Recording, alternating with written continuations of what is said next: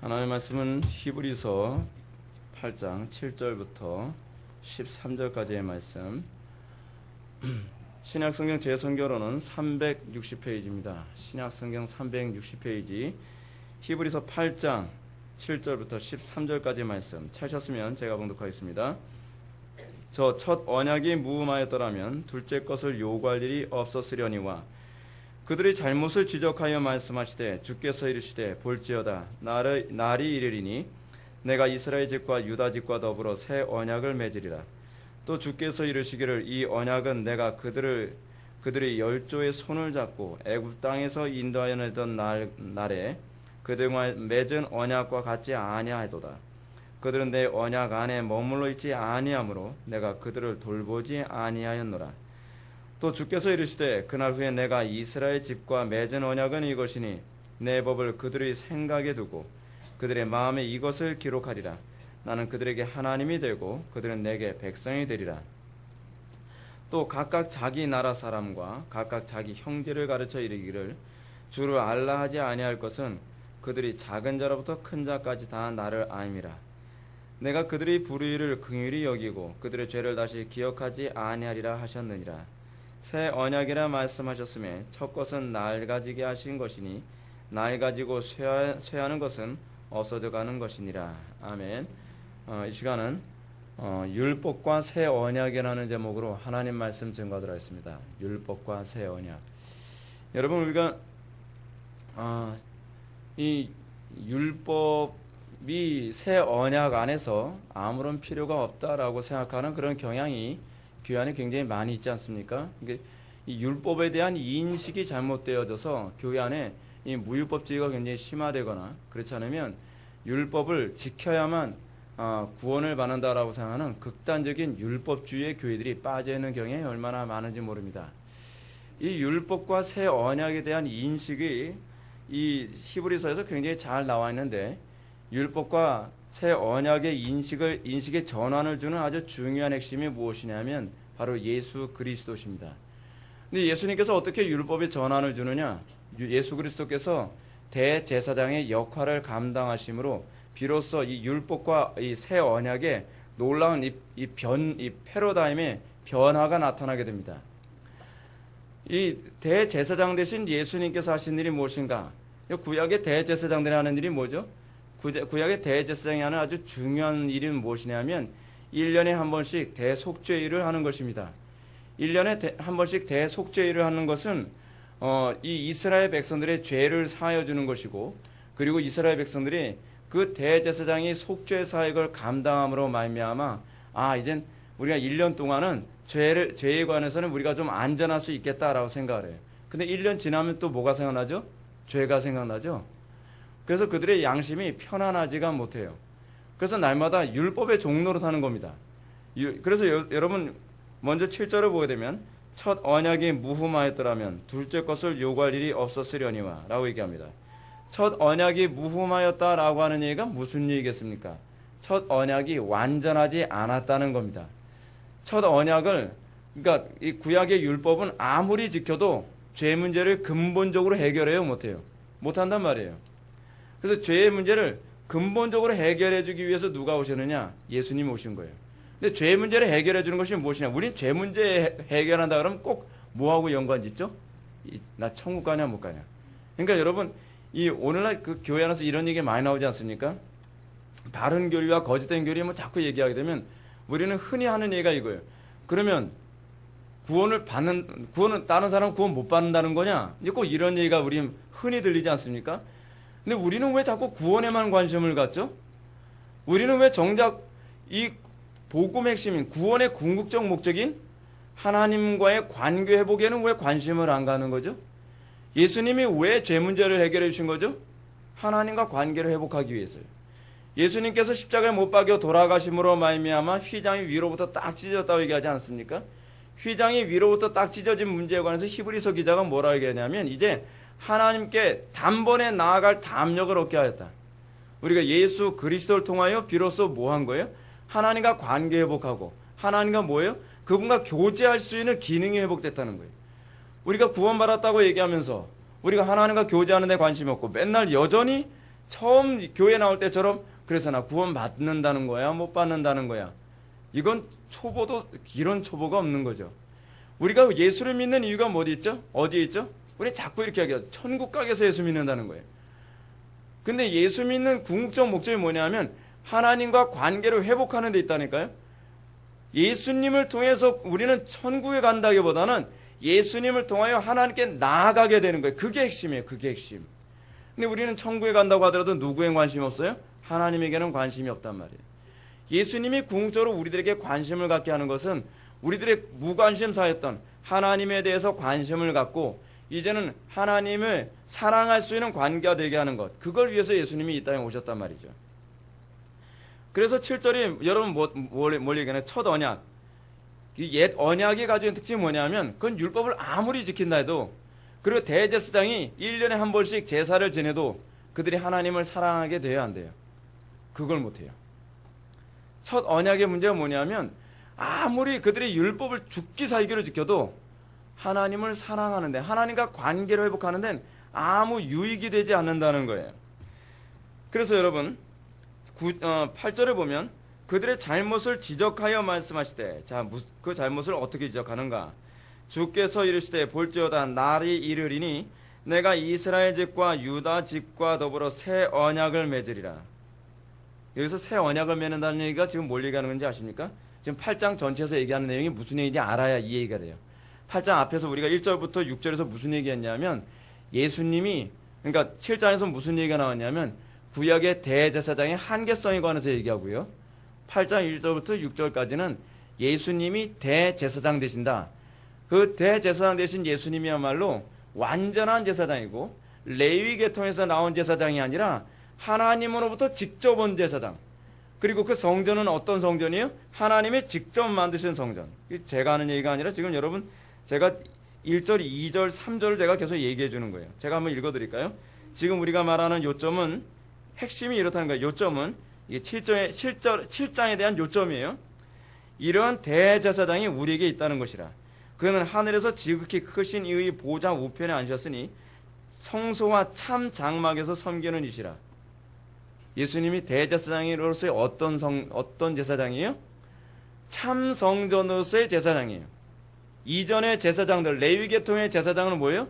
그러니까 그림자로서의 대제사장이라고 한다면 예수님은 참 성전으로서의 대제사장으로 오셨다. 뭔지 이런 대제사장과 관련 이거 일일이 다 얘기하면요 오늘 나세요. 그래서 제가 그냥 대충 요 정도만 얘기할게요.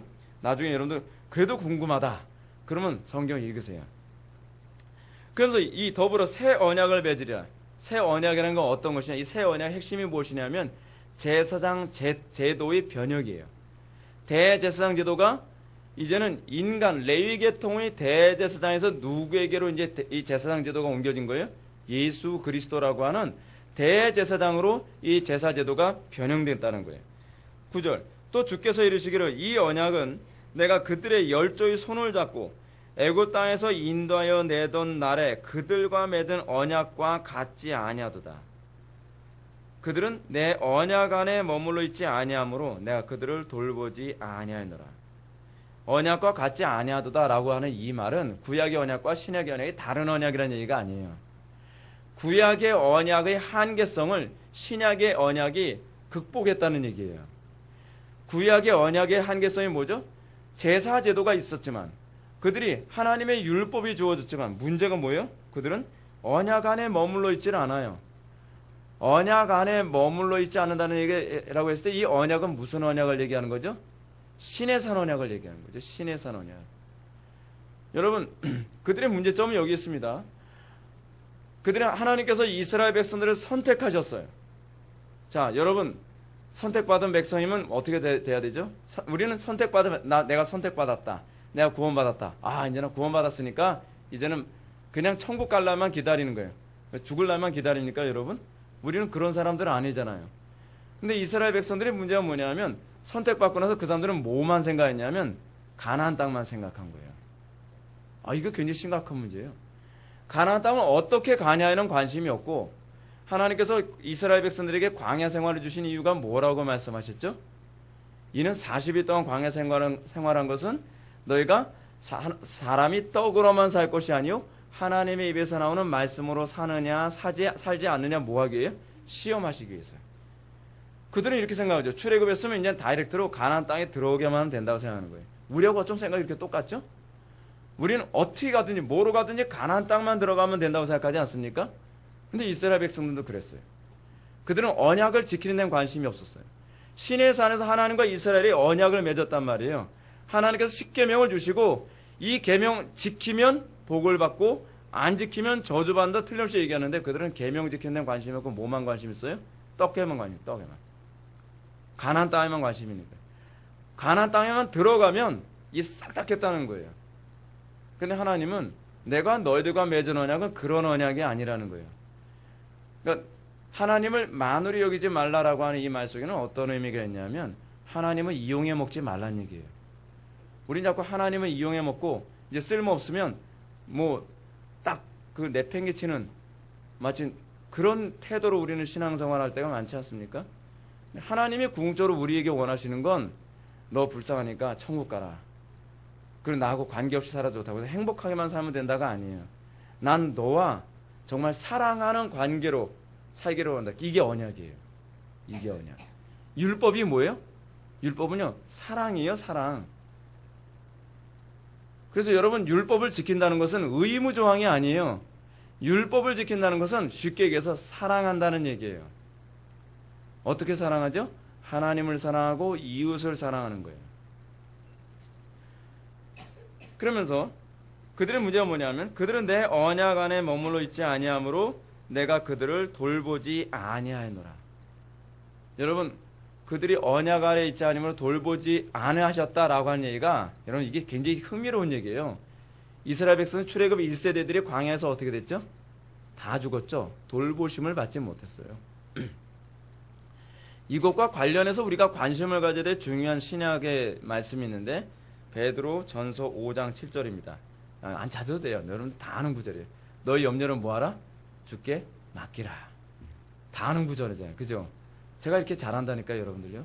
다 아는 구절이에요. 근데 문제는 뭐냐면 의미를 몰라요. 너희 염려를 주께 맡겨버리라. 여기 이 구절과 한번 연결해서 볼까요? 내가 그들을 돌보지 아니하느라. 여러분 베드로전서 5장 7절에 보면 너희 염려를 주께 맡기라. 그러면서 뭐라고 나오냐면 주께서 너희를 돌보시리라 라는 얘기가 나와요. 근데 우리는 주님의 돌보심을 받는 방법이 어떻게 하는 거죠? 우리의 염려를 주께 맡긴다는 것이 뭘 얘기하는 거죠? 이 말씀과 관련해서 본다면 우리가 언약 안에 있을 때라야만 주님의 돌보심을 보장받을 수 있다는 얘기예요. 우리는 하나님의 말씀대로 살지 않으면서 왜 하나님 나 돌보지 않으세요? 하나님의 백성은 돌보셔야 되는 거 아니에요? 우리는 그렇게 생각하지 않습니까? 우리는 하나님과 계약을 파기하고 하나님은 계약을 지켜야 될 의무가 있다고 강요하는 건 이거는 적반하장도 유분수 아닙니까? 우리는 신앙생활 그렇게 하지 않아요? 하나님이 마치 항상 마음씨 좋은 할아버지 같아서 맨날 손해보는 하나님처럼 생각하잖아요. 나는 하나님하고 약속 아니에요. 나는 그 언약 안에 들어가지 않는데 하나님 맨날 언약 지키라고 우리가 마치 이 빚쟁이가 빚 독촉하듯이 하나님 앞에 맨날 불평하고 원망한단 말이에요. 하나님 어이없겠죠. 하나님 너무합니다. 어떻게 나한테 이럴 수 있어요? 뭘? 하나님 제가 이렇게 기도하는데 왜 저를 돌봐주시지 않나요? 넌? 굉장히 짧게 얘기하시겠죠. 그렇죠? 뭘? 넌? 끝난 거예요. 우리는 어떻게 하고 있죠? 우리는 하나님의 여러분 항상요 우리는 성경에서 이 성경에 가지고 있는 접근 방식이 있죠. if절이 있어요. if절. 뭐뭐 하면 뭐뭐 하리라. 이게 언약 관계의 중요한 개념이에요.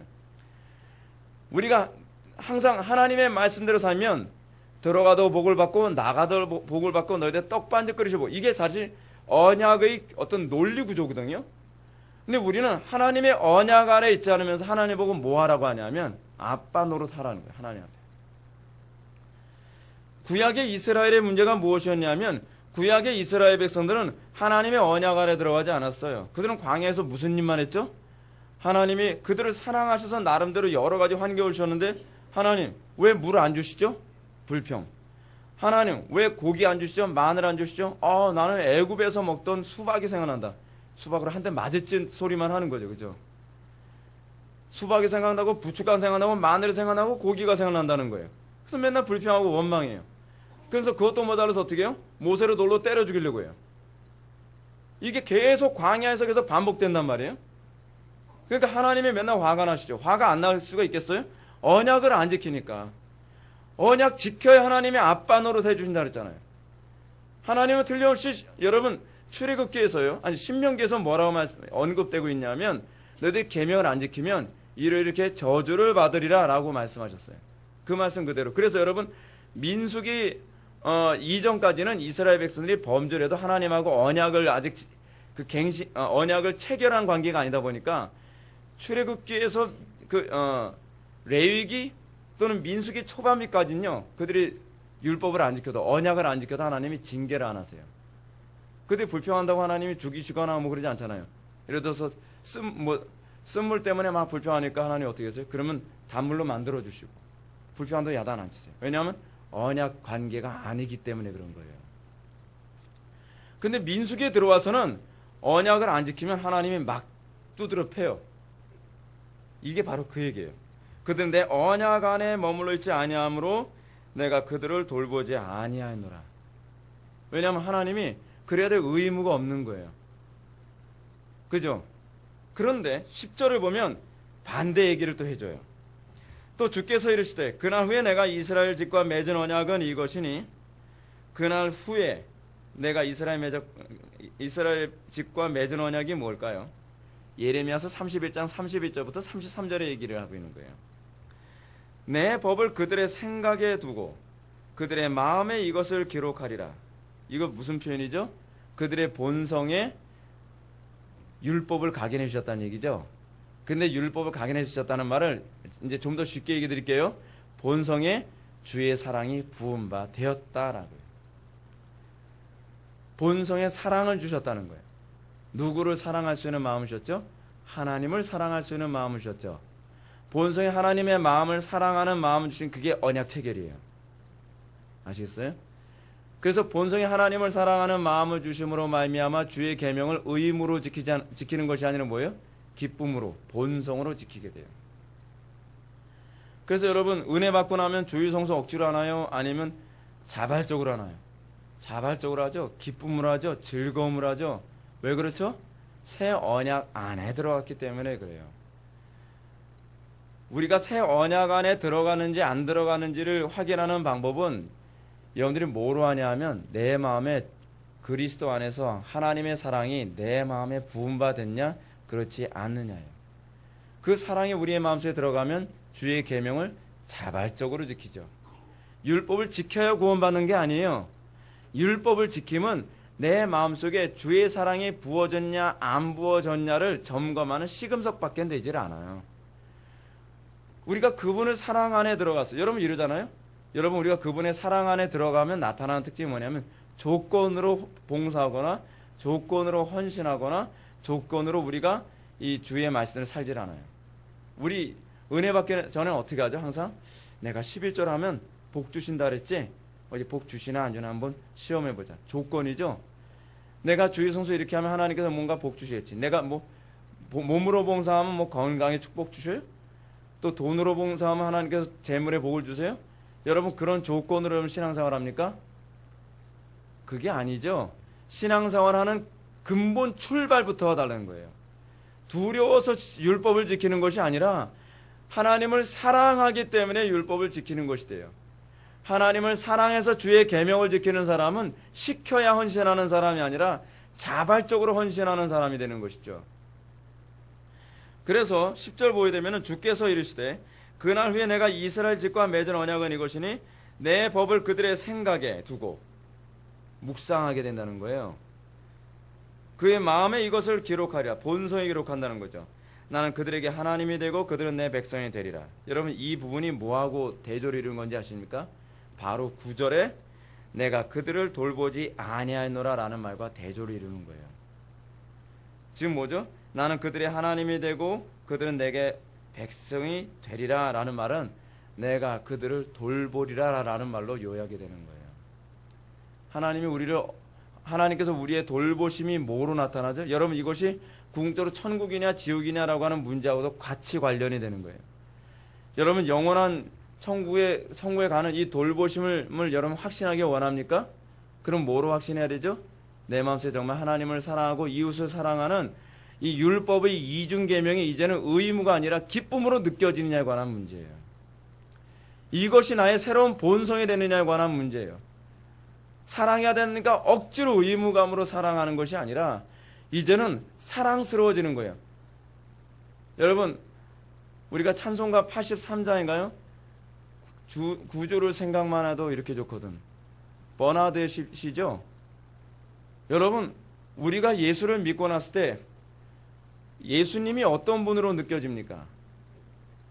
하나님의 말씀대로 안 살면 나를 지옥으로 보내시는 분으로 느껴집니까? 아니면 내가 그분을 너무나 사랑해서, 그래서 우리가 복음성가 가사 중에 이런 가사 있지 않습니까? 나 주님의 기쁨 되기 원하네.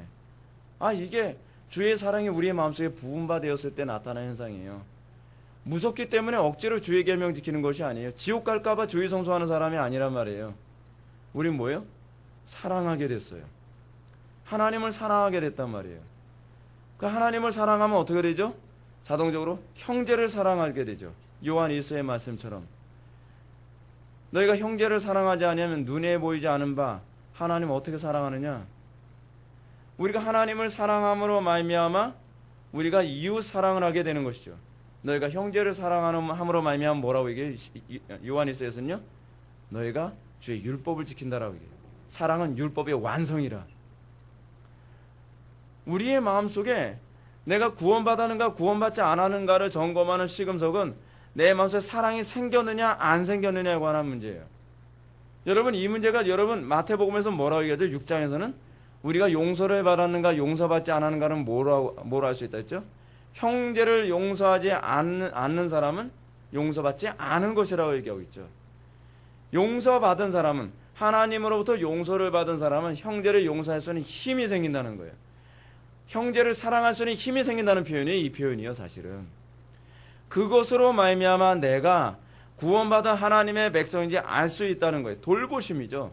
근데 그 돌보심이 영원한 천국의 문제만을 결정하는 돌보심이 아니라 나의 일상의 이 광야 같은 이 땅의 삶을 살아가면서 하나님의 나의 일거수일투족 모든 면에 있어서 우리에게 하나님 노릇해 주시는 것, 아버지 노릇해 주시는 것, 돌보시는 거죠. 왜죠? 왜 돌보신다 그러죠?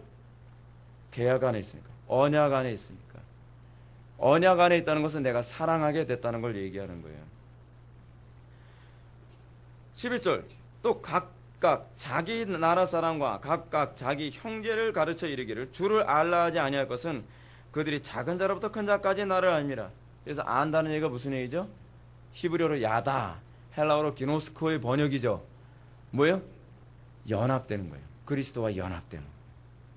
예수를 믿음으로 말미암아 우리에게 그리스도의 형상이 나타나라 해야 나는 나타나는 것이 아니고, 우리에게 거룩해져라 해서 거룩함이 나타나는 게 아니라는 거예요. 우리가 억지로 막 무슨 얼굴에 그 고상한 표정을 짓고 남들 앞에 정말 거룩한 척 해야 되는 것이 아니라, 우리가 그리스도와 연합됨으로 말미암아 우리에게서 하나님의 형상이, 하나님을 아는 그 증거가, 그 표징이, 그 흔적이 자연스럽게 나오는 거예요. 신앙은 나에게서 하나님의 형상이 자연스럽게 나오는 것이 꾸미는 게 아니란 말이에요. 율법주의적인 교회들의 특징이 무엇인지 아십니까? 굉장히 자기 모습을 정말 거룩하게 꾸미려고 이랬어요. 로만 가톨릭의 문제가 뭐죠? 가톨릭은 자기 자신에 있어서 그 하나님의 형상이나 거룩이 안 나타나니까 뭐로 자꾸 치장을 하죠. 덕지. 전에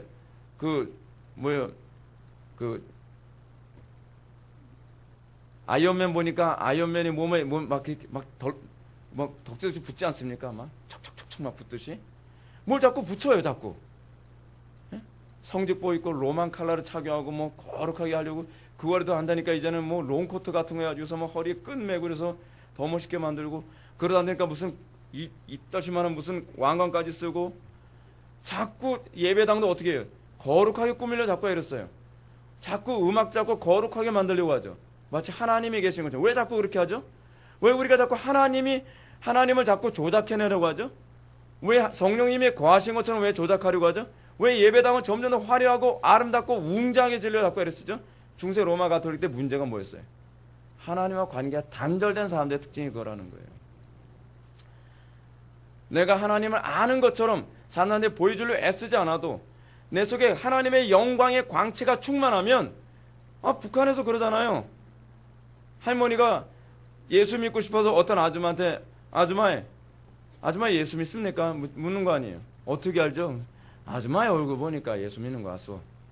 얼굴에 나타나는 거예요. 그게 바로 성도란 말이에요. 한국 초대교회 때 여러분 전도가 어떻게 되는지 아세요? 성도들의 거룩함 때문에 우리 아이 저거 사람 만들어주소 하면서 지나가는 전사님 불러다가 데려가달라 했던 거예요. 곤방대에서 담배 피고 있었던 할아버지가요. 어떻게 그것이 가능하죠? 이 말씀 그대로예요. 이 말씀 그대로. 각각 자기 나라 사람과 각각 자기 형제를 가리켜 이르기를 주를 알라 하지 아니할 것은 그들이 작은 자로부터 큰 자까지 다 나를 알미라. 어린아이도 그리스도와 연합하고 큰 자도 그리스도와 연합하여 그 속에 하나님의 영광의 광채가 자연스럽게 나타날 거라는 거예요. 율법으로 꾸미지 않아도 될 거라는 거예요. 왜요? 우리는 율법을 본성에 새겼으니까, 사랑하게 됐으니까. 믿음, 소망, 사랑 이 세 가지는 항상 있을진데 그 중에 제일은 사랑이라. 그리고 여러분 그 고린도전서에서 뭐라고 얘기했어요?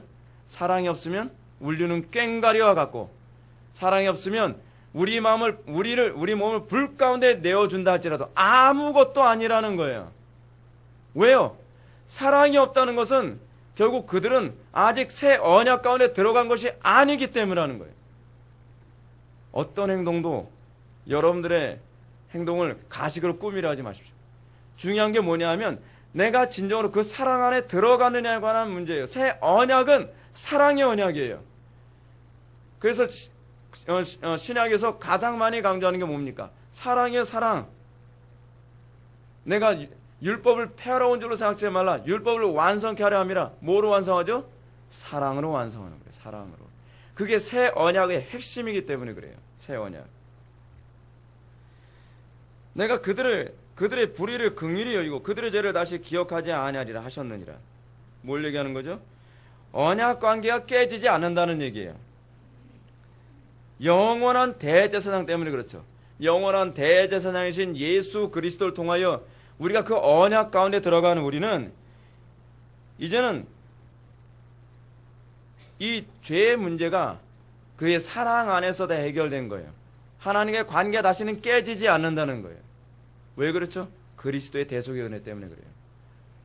우리는 더 이상 율법으로 의로워지려는 사람이 아니라 사랑하기 때문에 주의 계명을 자발적으로 지키는 것일 뿐인 율법의 개념이 달라진 존재가 됐다는 것의 의미예요. 자세하게 얘기 안 할게요. 시간이 없어서. 13절만 다 같이 한번 읽어보시겠습니다. 시작. 새 언약이라 말씀하셨음에 첫 것은 낡아지게 하신 것이니 낡아지고 쇠하는 것은 없어져 가는 것이니라. 아멘. 이게 무슨 얘기인가? 옛 언약은 불완전해서 하나님 앞에 나아갈 수 없다는 얘기예요. 그러나 새 언약은 어떻죠? 그래서 옛 언약은 아무리 율법을 지켜도 하나님께 나아가지 못할 뿐만 아니라 항상 하나님은 두려운 하나님이에요. 그죠?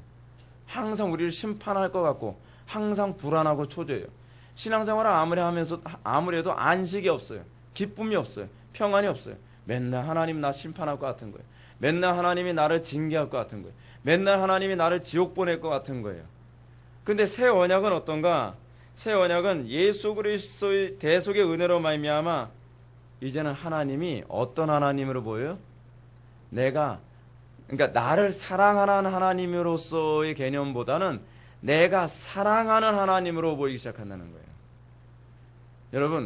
여러분이 하나님을 사랑하면요, 하나님이 나를 심판할까봐 두려워하지 않습니다. 왜 우리는 하나님이 나를 심판할까봐 제가 천국 갈 수 있을까요? 저 혹시 지옥 가면 어떡하나요? 왜 그러죠? 여러분 하나님을 사랑의 대상으로 보게 되지 않기 때문에 그래요. 하나님이 나를 사랑하냐에 관한 문제, 우리는 자꾸 이렇게 얘기하죠. 하나님의 계명대로 안 지키면서도 이렇게 얘기하는 사람이 있어요. 그래도 하나님이 나를 사랑하시니까 날 지옥엔 안 보내시겠지. 그럼 저는 이렇게 얘기하고 싶어요. 그러면 넌 하나님 사랑하니? 하나님은 날 사랑하시니까. 아니, 네가 하나님을 사랑하냐고. 사랑하는 것 같아요. 뭐로 입증하지? 그냥 나 찬양할 때 왠지 눈물이 나와. 그게 하나님 사랑한다는 건가요? 하나님 사랑한다는 건 뭐죠? 간단히 요약하면 이래요. 마음을 다하고 뜻을 다하고 목숨을 다하고 힘을 다하고 지혜를 다해서 헌신하는 거예요. 그래서 우리를 제사장 직분 맡기셨다고 얘기하는 거예요. 제사장이 성전 제사 활동을 어떻게 했죠? 마음을 다하고 목숨을 다하고 힘을 다하고 지혜를 다하고 모든 걸 다해서 어떻게 헌신하는 거거든요. 그래서 요한계시에서 제사장 직분을 뭐로 표현했어요? 죽도록 충성하라고 표현했잖아요.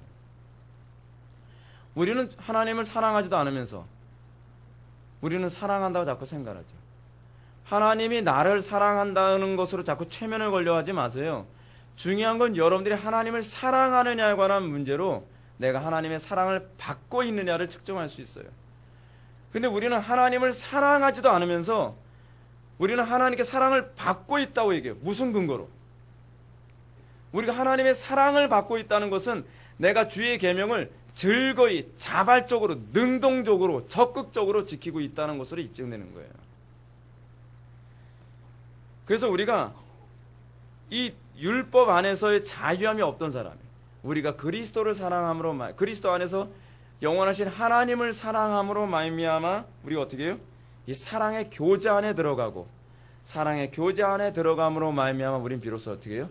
진리를 알지니 진리가 너희를 자유케 하리라라는 말씀이 납득되어지는 겁니다. 사랑하는 성도 여러분, 믿음, 소망, 사랑 이 세 가지는 항상 있을진데 그 중에 제일은 사랑입니다. 우리가 그 사랑 안에 거하지 아니하면, 우리가 정말 하나님을 사랑하지 아니하면 우리는 결코 우리가 새 언약 가운데 들어갔다라고 얘기할 수 없을 것입니다. 율법과 새 언약, 이것은 뗄래야 뗄 수 없는 관계입니다. 그러나 그 율법은 사랑입니다. 그것을 통해서 내가 새 언약 아래 들어갔음을 확인할 수 있는 것입니다.